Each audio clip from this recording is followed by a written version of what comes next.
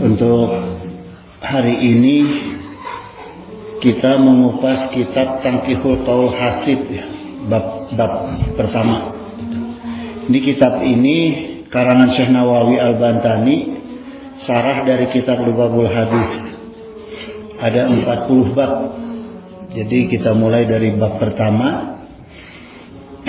Bab pertama itu keutamaan ilmu dan ulama. Hanya kita menggali pemahaman tauhidnya gitu ya. Nah, yang sumbernya dari bab 1 kitab Tanqihul Qaul Hasid. Jemaah sekalian, Allah Subhanahu wa taala berfirman, Syahidallahu annahu la ilaha illa huwa wal malaikatu wa ulul ilmi qa'iman bil qisti. Ya. Jadi Allah berfirman, Allah sendiri yang menyaksikan ya bahwa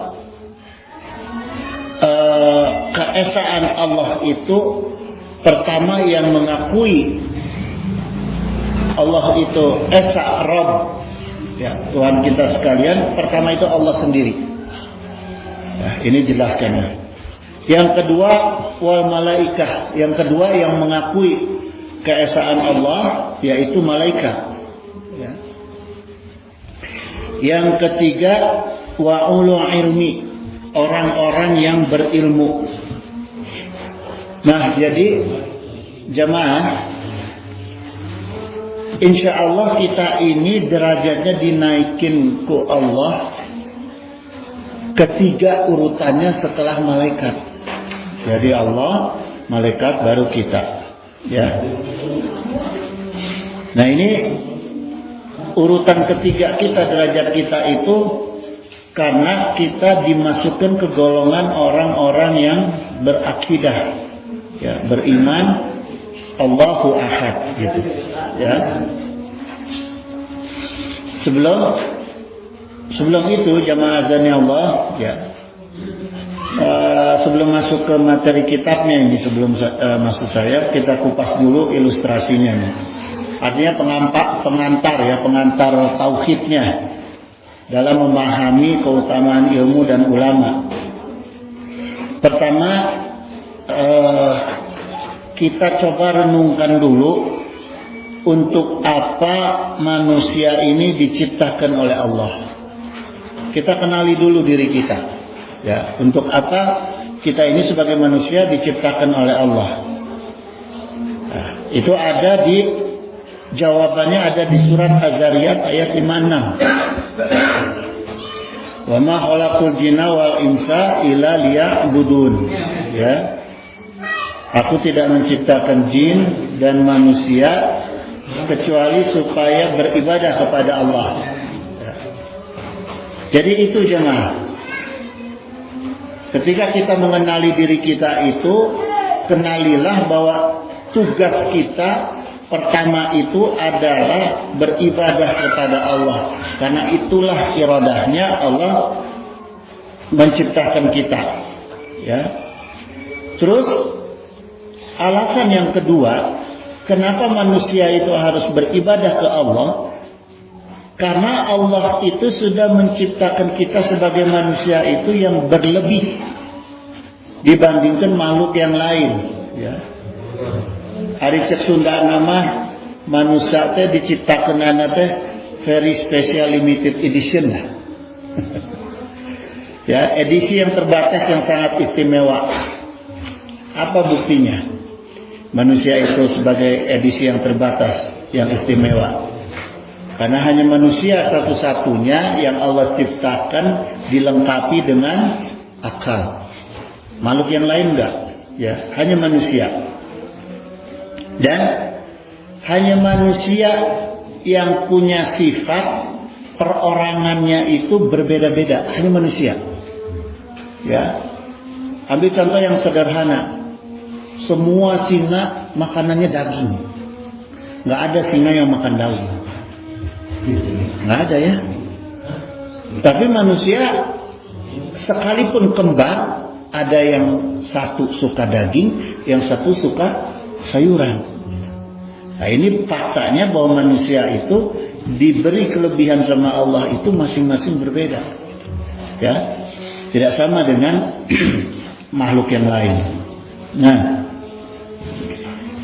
kaidah tauhidnya jamaah sekalian, kenapa dengan keadaan manusia yang seperti ini, ya, di mana Allah menginginkan manusia itu beribadah kepada Allah, maka untuk menuntun, ya, keinginan Allah kepada manusia, maka Allah menugaskan Nabi dan Rasul. Ya, Nabi dan Rasul diciptakan oleh Allah, ditugaskan oleh Allah untuk menuntun manusia supaya hidupnya sesuai dengan keinginan Allah menciptakannya, ya. Dan jamaah sekalian, Nabi dan Rasul itu Allah ciptakan dari kalangan manusia juga, bukan dari kalangan malaikat. Ya, laqad manallahu 'alal mu'minina, sungguh Allah memberikan karunia kepada orang-orang yang beriman itu, isba'atsa fihim rasulam min anfusihim, ya, min anfusihim. Allah itu mengutus di antara seorang dari kalian itu sebagai rasul, ya, yang asalnya dari kalangan kita, dari manusia. Supaya apa? Supaya nyambung.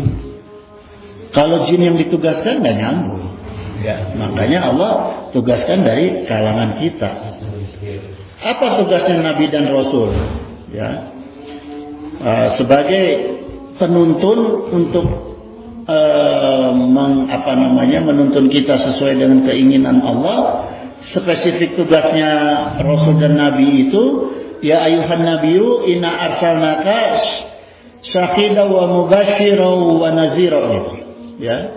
Jadi tugasnya Nabi dan Rasul itu untuk menjadi saksi dan pembawa kabar gembira dan pemberi nazira, pemberi peringatan, ya. Gitu. Kan gini jemaah. Kita ini di alam ruh itu kan semua manusia tuh nggak ada yang kafir, semuanya muslim, ya. Ketika Allah tanya alastu birabbikum, semua manusia jawabnya apa? Bala syahidna. Sebelum diturunkan tuh semua jawabnya bala syahidna. Semua mengakui, bersaksi bahwa Allah itu adalah Rabb, Tuhan, gitu. Yang seperti apa Tuhannya? Qul huwallahu ahad. Tapi ketika turun ke dunia, manusia pelupa. Tuhannya ada yang Yesus, ada yang Yahweh, ada yang ini, ada yang itu, karena lupa. Makanya supaya dikembalikan ingatannya, Allah tugaskan Nabi dan Rasul, ya, gitu. Maka itu diantara salah satu tugas Nabi dan Rasul, wa da'iyan ilallahi biiznihi wa sirajan munira, gitu. Untuk menjadi penyeru kepada agama Allah, mengingatkan kembali tentang ini kita, ya, kesaksian kita kepada Allah, dan menjadi cahaya untuk menerangi jiwa kita, gitu. Nah, cuma persoalannya jamaah sekalian, kenabian dan kerasulan itu terbatas hanya sampai Muhammad sallallahu alaihi wasallam, ya. Maka dilanjutkan tugasnya Nabi dan Rasul itu oleh ulama, ya. Innal ulama'u warasatul anbiya. Jadi pewarisnya Nabi yaitu pewarisnya Rasul yaitu ulama. Nah, sekarang masalahnya lagi nih jamaah. Di dalam kitab Ihya Ulumuddin, ulama itu terbagi dua. Itu, ya. Terbagi dua nih. Jadi ulama itu asal kata dari lafaz alimun, orang yang berilmu, jamaknya ulama. Nah, ulama di kitab Ihya Ulumuddin itu juz 1 disebutkan ada terbagi dua. Yang satu ulama husnun, yang satu ulama su'un, ya. Itu masalahnya. Ulama su ya, itu ulama dunia. Ulama yang kalau menyebarkan atau berdakwah ilmu agama, meneruskan tugas-tugas Rasulullah SAW atau para nabi, ya, itu urusannya di dunia. Jadi istilah bercandanya orang santri dulu tuh, mafi fulus ente mamfus gitu. Jadi pakai fulus gitu, ya. Mau rutinan harus ada fulus, mau khutbah harus pakai fulus gitu. Wah, pokoknya semua serba fulus gitu, ya. Nah, ini disebutnya dalam kitab itu takhlisud dunia. Ulama yang sifatnya takhlisud dunia, ya. Waktu saya dulu pesantren itu ada takhlisul ilmi. Takhlisul ilmi itu maksudnya syarat untuk mendapatkan ilmu. Itu ada 3 santri itu. Pertama, kiainya yang benar untuk mendapatkan ilmu, ya. Ulamanya yang benar, kiainya yang benar. Kedua, punya kitabnya. Yang ketiga, orang tuanya ikut nyantri, ya. Karena kalau orang tuanya nggak ikut nyantri, anaknya pulang wae. Itu pengalaman Abi sampai kak tidur di bangku tadi pesantrennya, encan diusir mah gitu, nggak boleh pulang sama anak dulu teh waktu mesantrenin anak, ya. Nah, itu syarat untuk menjadi santri. Makanya untuk ulama su'un itu, ilmu itu dijadikan takhlisud dunia, dijadikan syarat jalan untuk mendapatkan dunia, gitu. Maka ulama su'un itu ulama finnar, gitu, ya. Nah, bahkan gini jemaah, ya. Ini ancaman dari Rasulullah SAW. Saya bacanya ngeri ini, ya. Ketika nanti manusia itu akan dimasukkan ke neraka, manusia akan dimasukkan ke neraka, api neraka itu dinyalain sama Allah. Kayu bakarnya itu dari 3 golongan manusia. Kayu bakar untuk menghidupkan api neraka itu dari 3 golongan manusia. Siapa aja kira-kira Pak Haji? 1, golongan manusia ulama. Kedua, golongan manusia mujahid. Ketiga, golongan manusia dermawan. 3 golongan ini yang akan menjadi kayu bakar api neraka. Bukan kafir. Kafir mah yang dibakar. Munafikun yang dibakar. Kafirun yang dibakar. Iya, masuluhna. Gitu, ya. Wa qala Nabi sallallahu alaihi wasallam, Innallaha tabaraka wa ta'ala, sungguh Allah yang maha tinggi dan maha suci. Ini Rasul bersabda membawa nama Allah, artinya Rasulullah yang sudah in huwa wahyu yuha ila wahyu yuha, ditambah Rasulullah membawa nama Allah, artinya pasti benarnya, gitu. Taukidnya berlebihan ini, ya. Iza kana yaumul kiamat, jika datang nanti pada hari kiamat, yang zilu ila ibadi, Allah itu akan turun ke hadapan semua hambanya. Allah itu, ya, lihat dia bainahum, untuk memberi keputusan di antara mereka, di sidang kita semua manusia ke Allah. Wa kullu ummatin jasiyatun, gitu. Nah, wa kullu, dan semua umat itu jasiyatun, duduk, ya, apa namanya, berlutut. Jasiyatun itu jasiyah berlutut, ya. Fa'awalu man yad'u bihi, kemudian orang pertama, golongan orang pertama yang dipanggil adalah rajulun jama'al Quran. Orang-orang yang baik dalam hal Al-Quran, yaitu para ulama, para kiai, para ustadz, ya. Itu yang pertama dipanggil sama Allah. Nah, yang kedua, warajulu qutila fi sabilillah. Yang kedua, golongan orang-orang yang mati syahid, sabil, ya. Yang ketiga, warajulu kasirul mali, orang-orang yang banyak hartanya, tanggung semua. Fayaqulullahu liqari, maka kemudian Allah bertanya kepada para ulama nih, ya. Alam u'alimka ma anzaltu, tanya oleh Allah.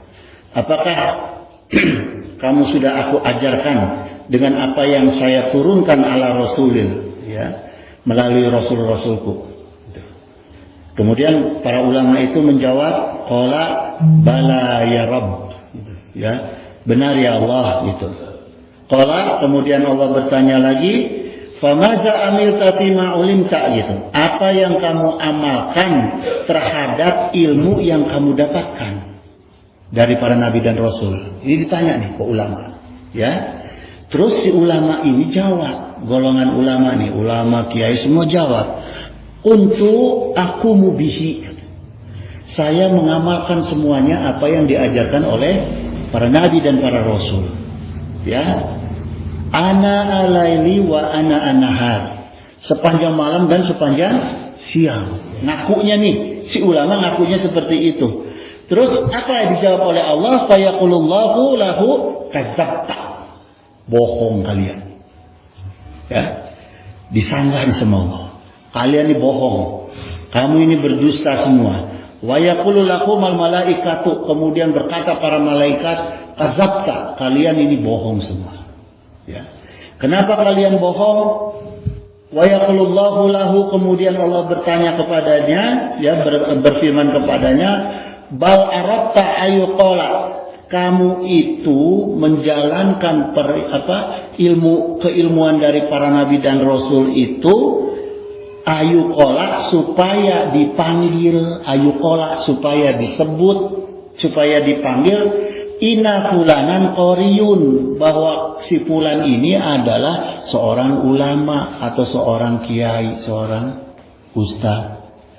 Jadi kalau orang udah merekayasa ngajinya itu supaya dipanggil ustaz, supaya dipanggil ulama, supaya dipanggil kiai, waqad qila zakka, kata Allah, waqad qila zakka, dan hal itu sudah kamu dapatkan, orang ini sudah dipanggil ustaz, kiai dan ulama dan sebagainya, ya. Maka Allah itu diperintahkan malaikat diseret dengan mukanya menghadap ke bawah, langsung dibuang ke neraka untuk jadi kayu bakar api neraka. Nauzubillah summa nauzubillah, ya. Jadi saya lebih aman, lebih nyaman dipanggilnya Kang Haji aja. Pak Haji aja lebih aman, ya. Tidak masuk ke dalam golongan 3 orang ini, ya, gitu. Sama kalau yang mujahid itu supaya dibilang pemberani, gitu, ya, fulanun jariun katanya, supaya pemberani, gitu. Terus yang banyak hartanya itu yang suka bersedekah supaya dibilang ahli sedekah, supaya dibilang dermawan, itu juga sama, ya. 3 orang ini, maka harus hati-hati, gitu. Nah, gitu jamaah sekalian, ya, makanya hati-hati dengan gelar-gelar itu. Apalagi sampai kalau rekayasa, nanti di depan orang panggil saya ulama, ya, panggil saya kiai haji, ya, wah, itu lebih bahaya lagi, ya. Nah, kemudian gini jamaah sekalian, yang kedua, seperti apa ulama husnun atau ulama akhirat, ya. Wa qala Nabi sallallahu alaihi wasallam an Abu Hurairah radhiyallahu anhu, sami'tu Rasulullah sallallahu alaihi wasallam yaqulu, iza tahaddatsa al-alimu fi majlisihi bil ilmi, ya, ketika seorang alim yang berbicara menyampaikan ilmunya di dalam majlisnya, ya, majlisihi, di dalam majlisnya dia, walam yadkhuluha hazlun, tanpa dia ada hazlun itu bercanda yang tidak manfaat, tanpa ada pembicaraan yang tidak manfaat, ya, misalnya bicara-bicara jorok, ya, kan suka ada yang ustadznya sok dicampur-campur supaya ibu-ibu ketawa, ada kata-kata jorok, ya, itu. Terus yang kedua, walalahun, dan perkataan yang lahun itu yang mubazir, gitu, ya. Nah, kalau di majelis itu kiainya atau ustadznya itu bicaranya khusus bicara ilmu, tidak ada yang mubazir, tidak ada perkataan yang dilarang oleh agama, khalaqallahu ta'ala min kulli kalimatin tola'at min famihi gitu. Maka Allah akan menciptakan dari setiap kalimat yang diucapkannya itu malaka yastaghfirullah lahu walisami'ihi, para malaikat yang memintakan ampunan dari Allah untuknya dari setiap kalimat. Berapa kalimat yang disampaikan coba? Berarti berapa malaikat ya? Dari setiap kalimatnya itu Allah ciptakan malaikat untuk memintakan ampunan bagi orang yang hadir di majelis itu, baik kepada para kiainya maupun ya walisani isi, walaupun yang mendengarnya. Jadi kepada bapak-bapak ini, jemaah-jemaah ini, kalau kiainya nggak ada bercanda, nggak ada ini, diampuni. Malaikat minta ampunan dari setiap kalimat yang disampaikan kiai. Bayangin aja ya, ila yaumil kiamati, sampai hari kiamat. Faizan sorofu, dan sampai ketika mereka pulang, selesai keluar dari majelis pun itu masih terus diampuni dosa, gitu ya. Maghfiruna lahum gitu. Mereka telah dalam keadaan diampuni dosanya. Tsumma qala, kemudian Rasulullah SAW bersabda, humul qaumul la yas'u bihim jalisuhum ya. Mereka adalah kaum yang tidak membuat celaka jalisuhum pengikutnya ya. Jadi gini jamaah, makna dari hadis ini telaahnya kalau jamaah hadir di satu majelis yang kiainya ya membawakan pengajiannya itu sambil bercanda, sambil hal-hal mubazir, pulang aja. Jangan didengari, pulang aja. Mubazir nggak dapat apa-apa ya. Karena ilmunya itu malah akan membuat kita cilaka gitu ya, mudarat. Nah kemudian jemaah sekalian ya, siapa ulama husnun atau ulama akhirat itu? Ciri khasnya kalau ulama itu mereka yang ikhlas lillahi ta'ala, karena khusyuk kepada Allah Subhanahu wa taala ya, bahkan tidak pernah berharap imbalan. Tidak pernah berharap imbalan. Ada yang nanya nih sama saya waktu saya ngaji di Jakarta, Kang, gimana kalau DKM-nya atau panitianya tanpa diminta tahu-tahu ngasih? Terima jangan? Kan nggak minta. Boleh. Ya? Boleh. Tapi apakah menjamin kalau besok diundang lagi si kiainya itu tidak berharap bakal dikasih lagi? Kalau dia berharap, luntur. Ya? Luntur. Gitu, itu masalahnya. Nah, sekarang bagaimana caranya? Gitu, ya. Saya ngusulkan, kemarin di DKM Al-Islam saya ngusulkan, kalau bisa para kiai, para ustadz yang mengisi pengajian ya di masjidnya itu, DKM itu jangan ada transaksional dengan ustadznya. Nggak usah diomongin kamu itu ustadz nanti per datang dikasih sekian atau per bulan DKM kasih sekian, nggak usah. Biarin aja. Toh DKM juga kan punya kewajiban untuk memberi kepada ustadz. Tapi tidak usah ada transaksional, tidak usah disampaikan. Enggak, saya diamplopkan beres, weh. Yang tahu punya uang atau tidaknya, banyak atau sedikitnya kan DKM. Gimana kalau si ulamanya itu atau kiainya itu mentarget saya harus dibayar per kedatangan 100.000 misalnya. Hari tak kalau terbuka duit DKM kumaha. Kan udah ada transaksi duluan, perjanjian duluan. Berarti al-wa'du dainun, ingkar janji. Kan repot. Udah nggak usah. Ya, mau dikasih syukur, mau nggak dikasih syukur gitu. Ya. Gitu. Kalau saya jangan dikasih. Kalau saya dikasih menjerumuskan namanya. Ya. Gitu. Jadi harus seperti itu ya. Kita harus bisa membangun kebiasaan ya bahwa agama itu sesuai dengan tuntunan. Ya. Kemudian gini, apa inti target dakwahnya ulama? Pertama, inti target dakwahnya ulama itu untuk menciptakan kesolehan yang sifatnya berjamaah. Jadi bukan kesolehan untuk sendiri-sendiri, tapi kesolehan untuk umum umat. Ya. Dan ulama itu harus jadi motor penggerak dakwah. Gimana bisa jadi motor penggerak dakwah kalau segala sesuatunya pakai ongkos? Susah. Kasihan. Berarti ruang gerak ulamanya terbatas. Kalau diibaratkan air, ulama itu ada air danau yang dia diam didatangi oleh orang untuk ambil airnya. Ada air hujan yang siapapun dia datang, dia kasih keberkahannya. Ada ulama yang airnya air PDAM. Kalau nggak dibayar nggak keluar airnya. Kan ini yang bahaya, ya, gitu. Nah, ulama husnun itu yang Allah firmankan, innama yakhshallahu min ibadihi ulama. Ciri ulama itu yang dalam ridha Allah adalah ulama yang takut kepada Allah. Cirinya takut kepada Allah itu mengamalkan firman Allah Al-Quran dari mulai bismillah sampai qul a'udzu birabbin nas. Tidak dipilih-pilih ayat. Semua ayat ditaati, ya. Sampai seperti misalnya gini, ada Allah berfirman dalam Al-Quran, ya ayyuhallazina amanu udkhulu fis-silmi kafah.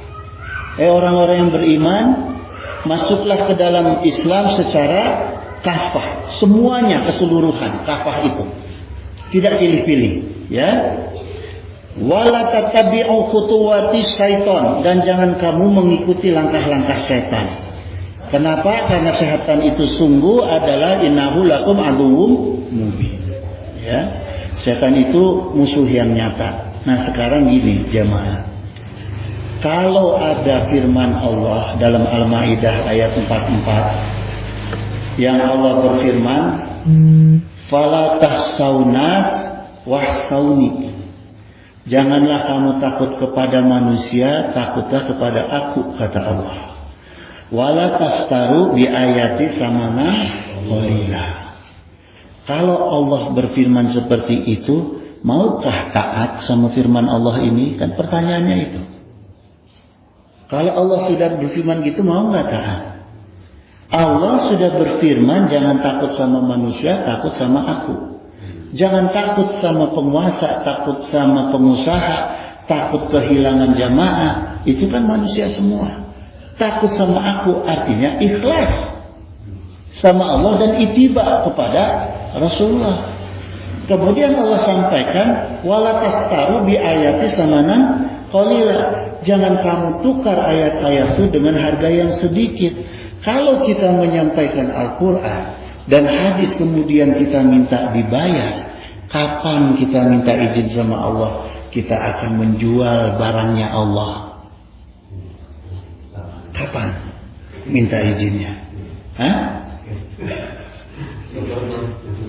Bisa nggak minta izinnya?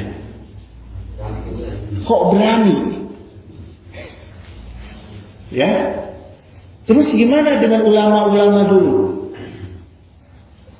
Imam Malik sakitu bengharna. Ya, ikhtiar apa yang dilakukan oleh ulama yang takut kepada Allah? Mereka menulis kitab. Al-Muwatta, Al-Um. Imam Syafi'i menulis Al-Um kitab. Imam Maliki menulis Al-Muwatta. Ditulis, yang punya tangan ini siapa? Allah. Yang punya mulutnya Allah. Yang punya otak kita Allah. Tapi kita menggerakkan, memodali, membeli kertas, membeli pulpen, pakai modal kita. Kita tulis. Karunia Allah kita pakai untuk mendukung karya kita dengan usaha kita. Kan Allah perintahkan kita untuk usaha. Ikhtiar. Kita ikhtiari karunia Allah menjadi sesuatu yang manfaat untuk manusia. Kita jual boleh enggak? Boleh. Dipakai oleh orang sedunia, dibeli orang-orang sedunia, beunghar itu. Beunghar. Halal itu. Halal. Kalau cuma ngomong doang, apa usaha kita? Ikhtiar kita apa? Dan semuanya punya Allah. Ya, itu jemaah. Makanya jangan menukar ayat-ayat Allah dengan harga yang sedikit gitu. Ya. Kemudian gini jemaah sekalian, misalnya di dalam Al-Quran, ya, ada Allah berfirman, wa ma as'alukum alaihi min ajrin, dan sekali-kali aku tidak pernah minta upah kepadamu atas dakwahku itu. Ini sudah dicontohkan oleh Nabi. Ya, oleh Nabi sudah dicontohkan. Allah berfirman, digambarkan dalam Al-Quran, aku tidak pernah minta upah atas dakwahku itu. In ajriya ila ala rabbal alamin. Upahku itu tidak lain hanya dari Allah semesta alam. Nah, kalau pakai tarif, melanggar nggak dengan dalil ini? Melanggar, berarti nggak kafah. Nggak kafah berarti nggak takut sama Allah. Sedangkan yang diakui ulama oleh Allah adalah yang takut pada Allah. Ya, itu jemaah. Kemudian Sayyidina Anas radhiyallahu anhu, beliau juga berkata, al ulama amana rasul. Ya, ulama adalah kepercayaan para rasul. Malam yukhalitu sultan, selama dia tidak bergaul dengan penguasa. Ya, wa yudakhilu dunya, dan dia tidak asik dengan urusan dunia. Fa iza khalatu sultan, kalau mereka itu bergaul dengan para penguasa dan asik dengan urusan dunia, faqat khamur rasul, maka dia sudah mengkhianati para rasul. Fahzaruhum, maka Rasulullah perintahkan itu, fahzaruhum, jauhkan mereka. Udah, jangan didengerin, tinggalin. Karena apa? Kalau sudah seperti itu, berarti dia menyampaikan ayat, menyampaikan hadis, kepentingannya adalah bukan kepentingan Allah dan Rasulnya. Kepentingan orang yang menitipkan urusan dunianya pada si ulama tadi.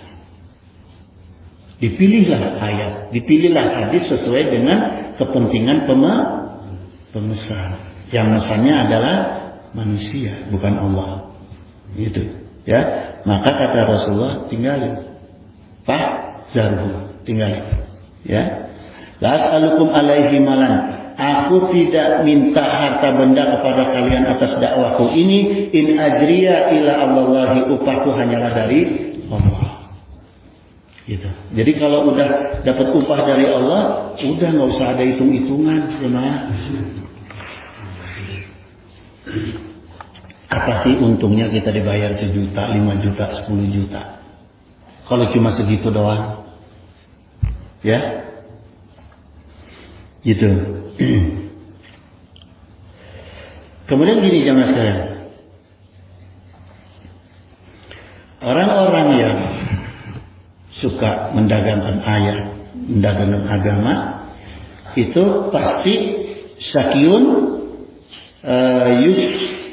yuski akhlak. Jadi dia celaka dan mencelakakan, gitu, ya. Nah, kemudian gini juga jemaah sekalian, seperti apa ciri ulama husnun? Ciri ulama husnun, ulama yang ahli surga itu, khiyarukum, mereka itu adalah pilihan-pilihan manusia, man zakarakum billahi ru'yatuhu, ya. Man zakarakum billahi ru'yatuhu. Siapa yang ketika orang melihat dia itu, orang itu akan bertambah ingat kepada Allah. Jadi kita ketemu dengan ulama, seorang ulama, si fulan ulama, kita jadi ingat sama Allah, pengen ibadah. Itu benar ulama, ya. Wazada fi ilmikum mantikuhu, gitu. Kalau mendengar ucapan-ucapannya, itu menjadikan kita bertambah ilmu. Jadi nggak pernah ngobrol yang mubazir. Kalau ngobrol itu isinya ilmu. Itu ya. Yang ketiga, waraqabakum fil akhirati amaluhu. Orang yang ketika orang lain itu tahu amalannya, membuat orang lain tuh ingin mengikuti amal baik. Gitu. Jadi nggak ada orang yang ulama itu berbuat yang mubazir, berbuat maksiat, nggak ada. Gitu. Ya. Gitu jemaah. Maka orang-orang yang seperti itu boleh kita cium tangan. Kenapa boleh? Karena tangannya dipakai untuk perkara ibadah, tidak pernah di perkara maksiat. Ya, gitu. Nah, kemudian gini, jemaah sekalian, keutamaan seorang alim itu, ya, itu satu orang alim lebih utama dari satu kabilah. Satu kabilah itu satu bangsa, ya. Lamutu qabilatin ayyasharu min mauti alimin, ya. Kematian satu kabilah itu lebih ringan dari kematian satu orang alim. Bayangin, ya. Sekarang gini, buktinya, faktanya jemaah. Bangsa Indonesia ketika mau merdeka itu ada slogan, istilahnya pahlawan mati satu tumbuh 1000. Sekarang mati satu ulama udah ada yang tumbuh belum? Hah? Imam Maliki meninggal, Imam Syafi'i meninggal, Imam Ghazali meninggal, sampai yang paling dekat guru-guru kita semua meninggal dari gentur misalnya. Udah ada yang gantiin belum? Anaknya aja belum. Ya, jadi pahlawan mati satu tumbuh 1000. Orang alim nggak ada.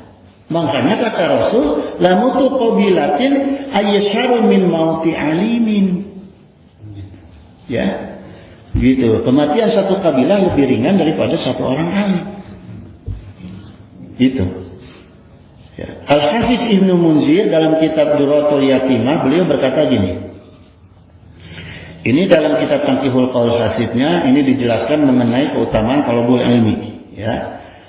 Wa qala Nabi sallallahu alaihi wasallam li Ibni Mas'ud radhiyallahu anhu.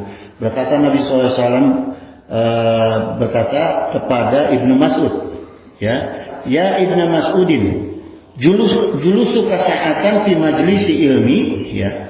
Wahai Ibnu Mas'ud. Ini kata Rasul, ya. Duduknya kamu saatan, ya. Julusuka sa'atan, duduknya kamu sesaat itu fi majlis ilmi, di dalam sebuah majlis ilmu, la tamsi qolama wa la taktub harfan khairul laka min a'tik alfi raqabatan. Ya. Jadi sekalipun kita latang si kolama tanpa memegang pulpen, ya, atau wala taktub tanpa menulis harfan sehuruf pun, tanpa menulis sehuruf pun, khairul laka, lebih baik daripada kita ini mi'tik alfi raqabatin, daripada memerdekakan 1000 budak. Jadi bapak-bapak ini duduk di majelis ini nggak usah nulis, nggak usah bawa pulpen, nggak usah bawa buku, duduk aja dengerin. Ya, fadilahnya, keutamaannya lebih daripada memerdekakan 1000 budak. Fadilah memerdekakan satu budak aja zaman Rasulullah berapa fadilahnya? Ya. Kemudian di dalam majlis ilmu itu, wa nadruka ila wasil ilmi khairul laka min alfi farasin tasaddaq tak biha fisabilillah. Memandang orang alimnya itu lebih baik bagi kamu daripada 1000 kuda yang disedekahkan untuk jihad fisabilillah. Nah, ini kita keuntungannya kalau hadir di majlis ilmu. Gimana kalau ngajinya dengerin YouTube apa? Nggak ada. Fadilahnya nggak ada. Ilmunya boleh dapat, tapi fadilahnya nggak ada. Tapi kalau ilmu tanpa fadilah berarti ilmunya jadi suka nggak jelas ilmunya gitu, ya. Dan wassalamuka alal alimi khairun laka min ibadatika alfi sanatin. ucapan salam kamu itu kepada orang alim itu lebih baik ya bagi kamu itu min ibadati alfi sanatin, lebih baik bagi kamu itu daripada ibadah 1000 tahun. Ya, gitu. Jadi kalau ketemu ulama, guru yang mau itu salah, jangan sampai keburu diberi salah. Kita duluan ya beri salah, gitu. Supaya dapat fadilah ibadah 1000 tahun ya, lebih dari 1000 tahun. Wa qala Rasulullah sallallahu alaihi wasallam faqihun mutawari'un asadu ala syaitani min alfi abidin mustahidin jahilin wara'in ya. Nah, keutamaannya seorang alim mutawari'un itu, faqihun mutawari'un itu artinya orang alim yang ahli fikih. Orang alim yang ahli fikih, yang ngerti ilmu syariat dan wara'. Ya, dan waro artinya waro itu orang yang menjaga dirinya dari perkara-perkara haram, ya.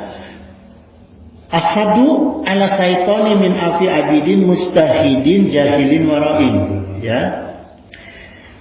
Dia itu lebih baik dari maksudnya ini lebih berat, ya.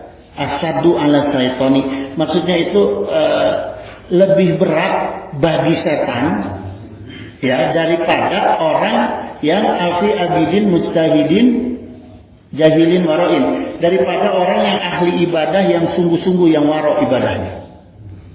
Jadi orang alim itu yang ahli fikih itu waro ahli fikih lebih berat bagi setan. Ya, menggodanya itu lebih berat daripada orang yang ahli ibadah 1000 tahun, ya. Kemudian dijelaskan juga oleh Rasulullah SAW, man nadara ilal wajhil alimi nadratan fafariha biha, gitu. Siapa yang memandang wajah seorang alim, orang itu gembira dengan pandangannya. Maknanya gini, kalau kita ketemu guru orang alim, ya, itu kita mandangnya tuh jangan cemberut, senyum, kasih pandangan yang membuat dia senang. Apa yang membuat orang alim senang dari kita, coba? Kira-kira apa? Kita suka ibadah, kita suka dengan ilmu, maka orang alim itu suka senang sama kita. Tapi kalau kita suka main gaple, orang alim nggak senang sama kita, gitu, ya. Jadi intinya bagaimana caranya orang alim itu melihat kita senang, ya perbaiki kerajinan kita dalam thalabul ilmi dan ibadah, ya. Khalaqallahu min tilkan nadarati malaka yastaghfirullahu ila yaumil qiyamah. Maka Allah menciptakan dari pandangan orang itu yang sekali pandang, malaikat-malaikat terus minta ampunan sama Allah sampai hari kiamat.